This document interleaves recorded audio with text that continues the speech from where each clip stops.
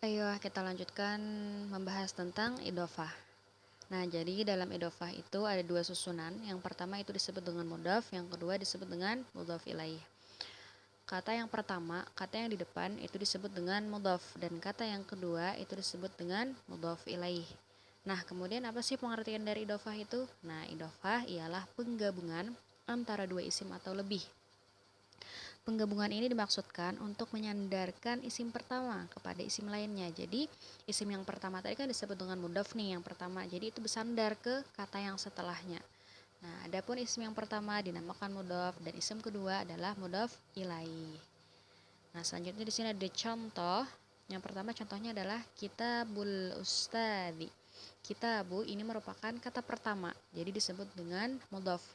Dan kitabu ini tidak boleh didahului oleh alif lam, dan dia juga tidak berharokat tanwin, bukan al-kitabu, bukan kitabun, tapi kitabu saja.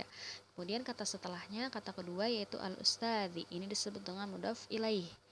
Jadi dia dalam keadaan majrur, ustadzi. Majrur itu tadi artinya yang barisnya di bawah, yang barisnya kasroh. Nah, tandanya harokat terakhirnya itu harus kasroh, baris di bawah. Kemudian dia harus beralif lam. Tapi bisa dia tidak beralif lam, tapi dia harus bertanwin ujungnya. Contoh yang di bawah, kitabu ustadzin. Kitabunya sama mudhafnya pada tidak beralif lam, kemudian ujung kata bertanwin. Kemudian kata setelahnya mudhaf ilaihnya ustadzin. Kenapa dia bertanwin ujungnya? Karena ini kadada beralif lam. Beda kalau yang di atas tadi kan dia punya alif lam, maka barisnya al ustadzi saja, bukan al ustadzin. Kalau beralif lam, dia tidak mau tanwin, tidak boleh tanwin. Tapi di bawah ini karena tidak ada alif lam, maka dia bertanwin.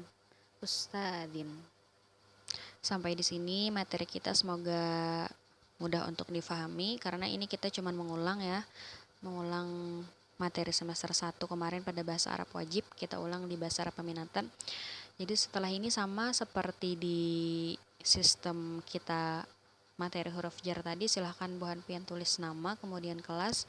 Kalau ada pertanyaan silahkan berikan pertanyaan, cantumkan saja, ketikkan saja pertanyaannya apa. Insya Allah nanti kalau ada waktu senggang akan Ibu jawab pertanyaan-pertanyaannya. Bisa Ibu jawab langsung di YouTube atau Ibu jawab nanti di grup kelas kita. Kalau tidak ada pertanyaan, bisa Bu Hanpian buat satu contoh idhofah. Jadi di video sebelumnya tadi kan membuat satu contoh huruf jar, di sini kita membuat satu huruf contoh idhofah. Tapi kalau tidak ada contoh bisa pertanyaan juga. Oke, terima kasih.